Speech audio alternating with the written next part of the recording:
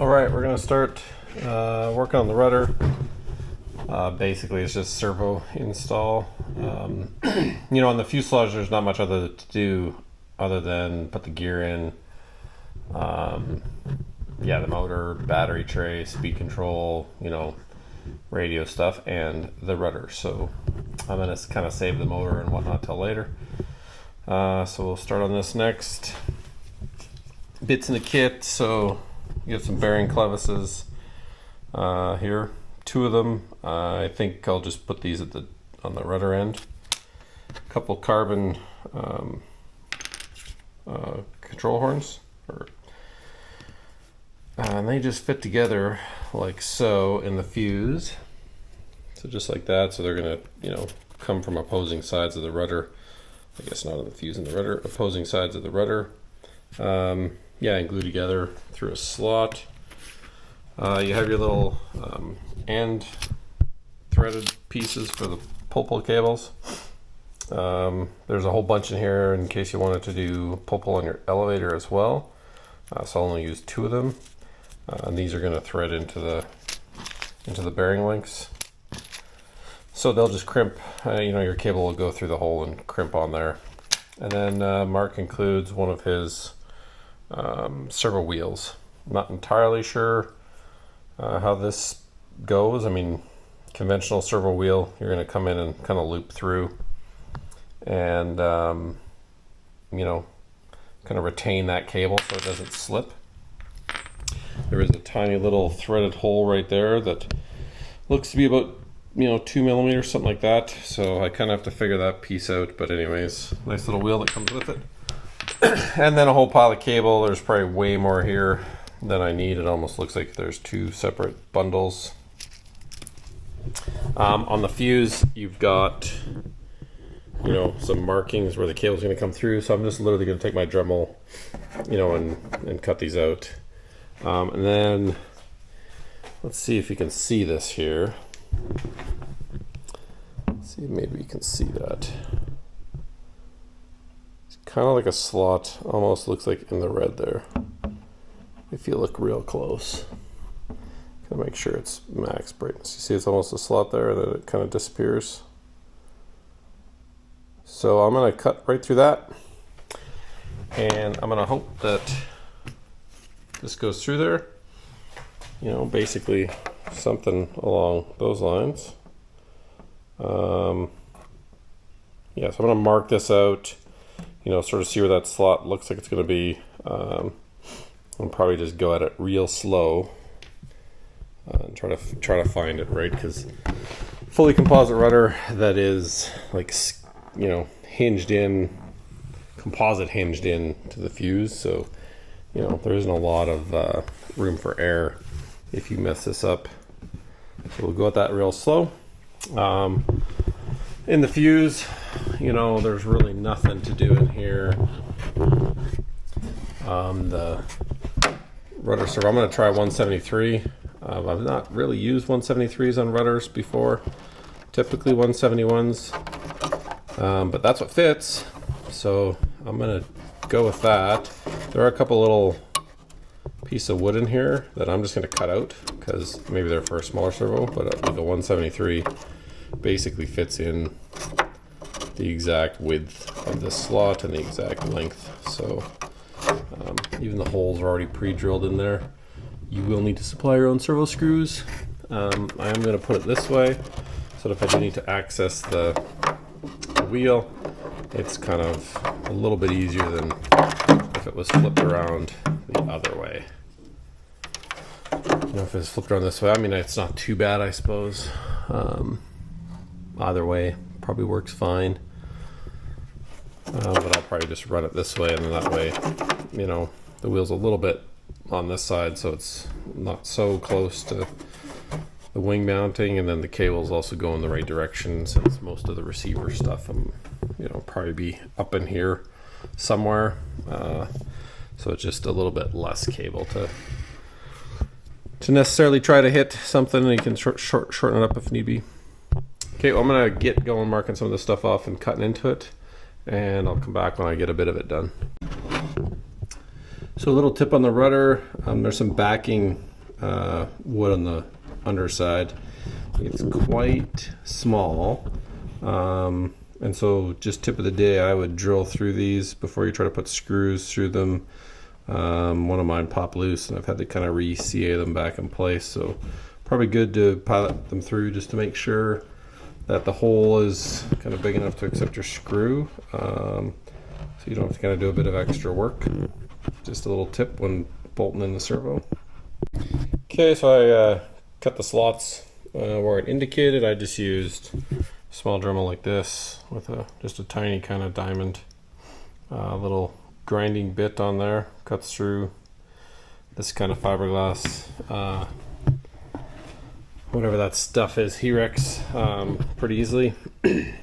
I slotted the rudder, so maybe kind of hard to see, but you can kind of see in there. Maybe there's like two sort of plates, one top, one bottom. So you're in between them, and then there's like a kind of rear support or block in there. So it's sort of two ribs like this, and then a rear block. So for this side, I slotted it like that, so it's kind of little as possible, right? So that goes in there, and then this side I just did a single slot, and that, I don't know if you can see in there, but that will also fit in there, right?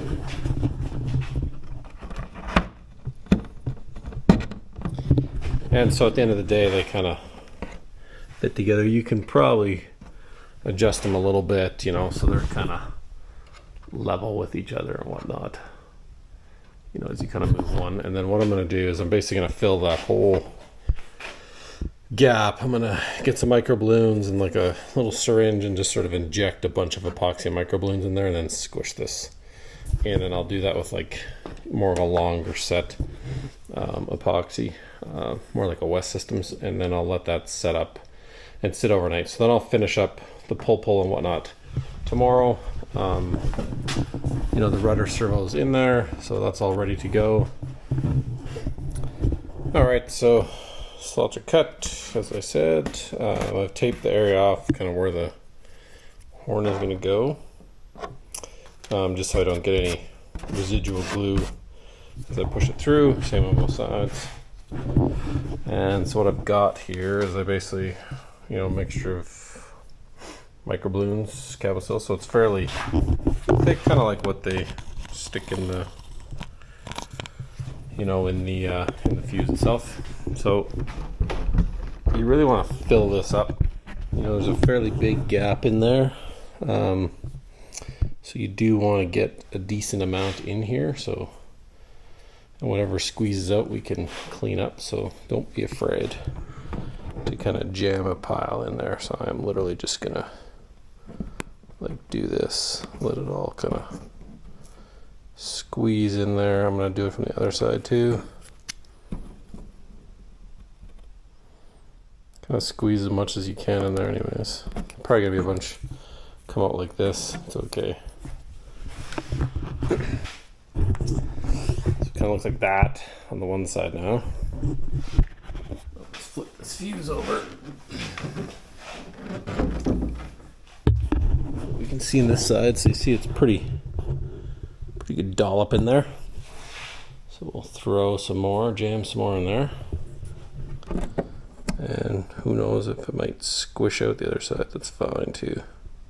I'm just gonna try to squish as much as I can in there.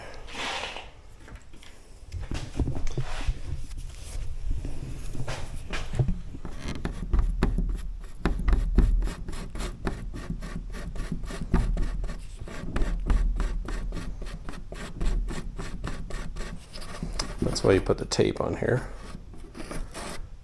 It's not gonna really get anywhere. Let's look at the other side. So yeah, it's kind of squished out a little bit there. So that's what I want, is I kind of want it, so as I push the horn in, right, it's gonna kind of ooze out both sides. right? So I'm gonna go and push these in. See if I can get that from here while I'm doing it. Make sure you go the right way and not this way, because that would not be good. You'd have a bad day for sure if you did that. So they have to kind of line up. We're just gonna squishy them in there. And I'm gonna look just to try to get them as good as I can.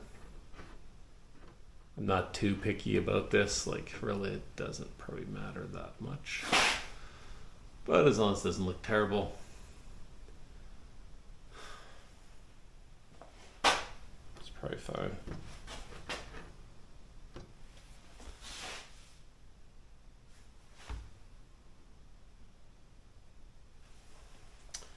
And then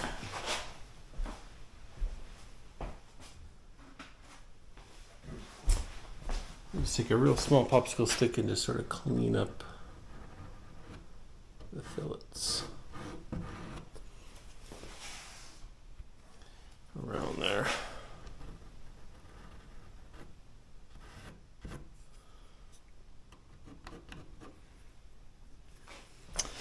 I'm not too worried if the fillets are super big or anything, just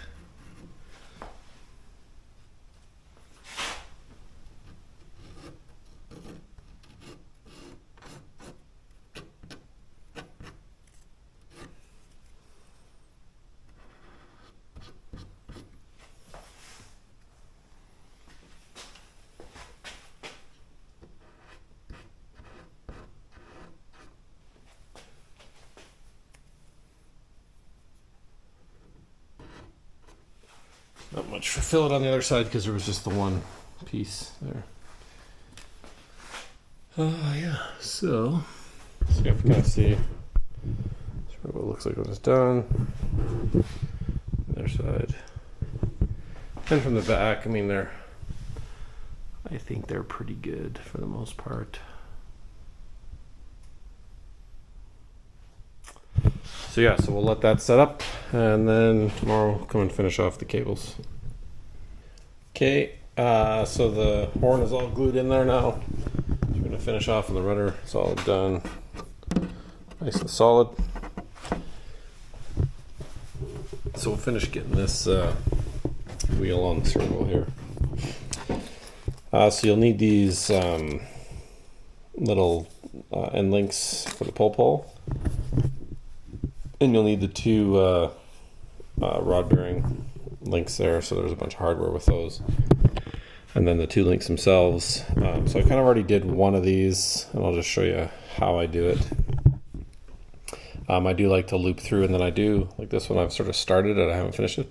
I do go all the way around, so I kind of go through the crimp, and then I loop it back through the crimp a second time. So it really can't slip out ever. It would have to kind of pull that loop, and when it's all finished it looks like that. So you can kind of see there the little extra loopy piece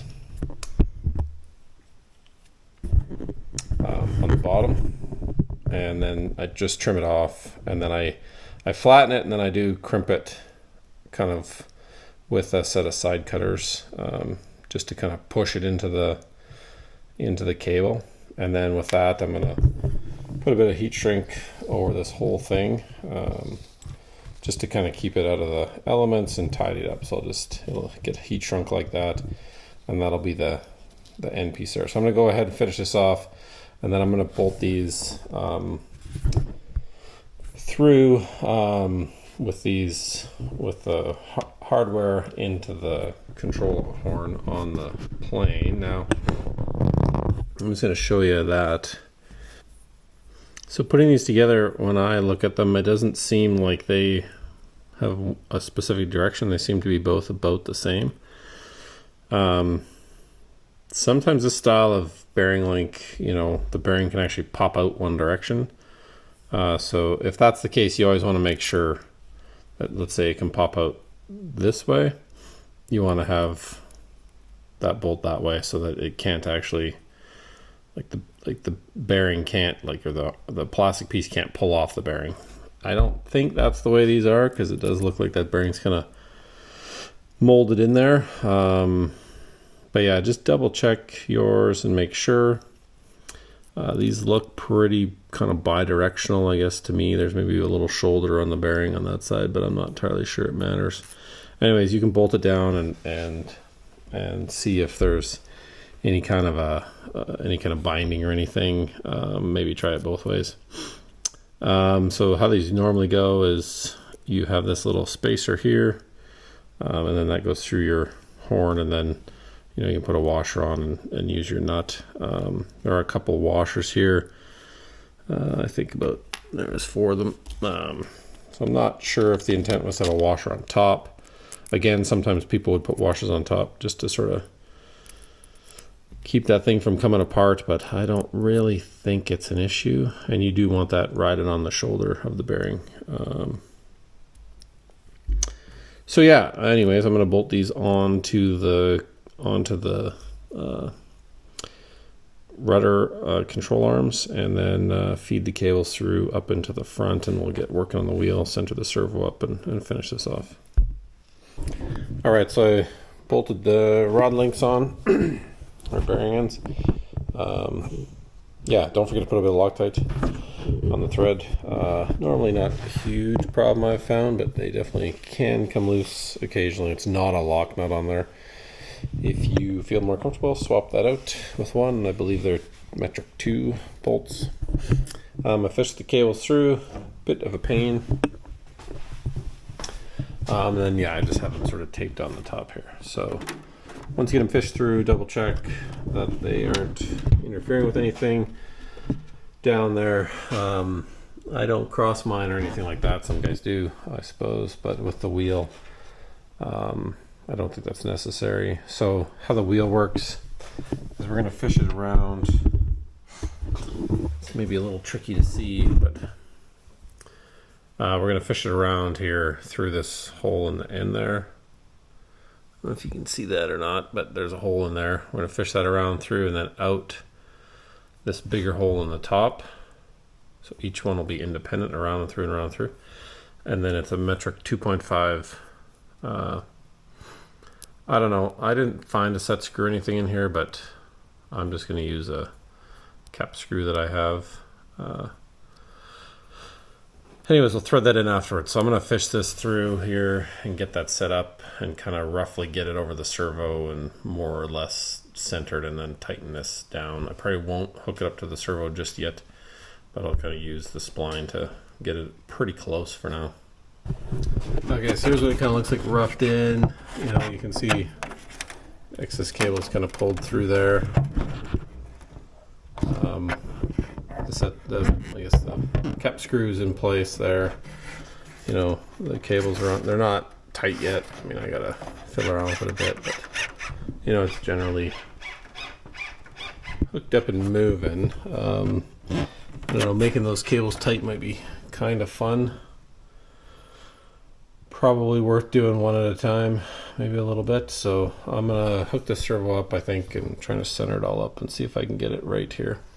But yeah, you get the general idea. It's, it goes through. I mean, I think if you've set up pull before, you can figure it out from here. Obviously don't make the cables too tight. You have a little bit of adjustment in the back with the threaded ends. So yeah, I'm just gonna kind of dial in a bit of the radio setup and see how it looks using this. All right, so I kind of finished this up, programmed the servo, centered it up, centered the horn on, finished the screw in there. This thing fits super tight on the spline, so probably won't come off that easily. Anyways, yeah, it's a little tricky to get the tension. They're not super tight. They don't need to be super tight. I mean, that's the mistake people make with pull pulls. They make that way too tight. Anyways, yeah, so I did that. I basically centered it as best I could from the back. It's pretty close, I think. I don't know, maybe it's a bit left. I think that you can easily tweak, just twist these cables in a bit if you want. Anyways, yeah. That's kind of my normal. I just copied my Nexus program and got it going, recentered everything, so that's kind of like my normal movement, and then something like a stall turn is going to go all the way over. I don't know why that goes in there. Sounds pretty harsh.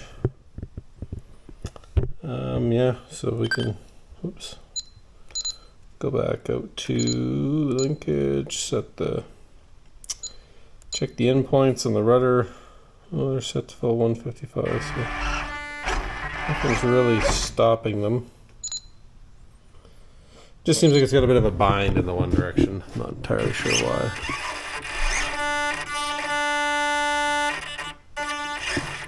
You can probably throttle that AFR back.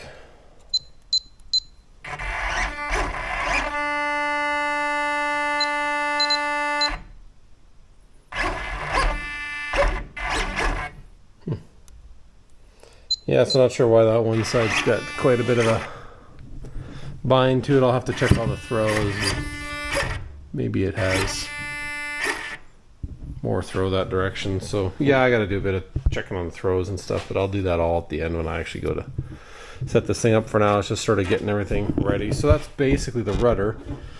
Kind of real rough setup for now, but it's connected, it's working, so kind of dial it in later, and then yeah, we'll move on to doing the elevators next, and then probably the motor, and then we'll finish off with the wings.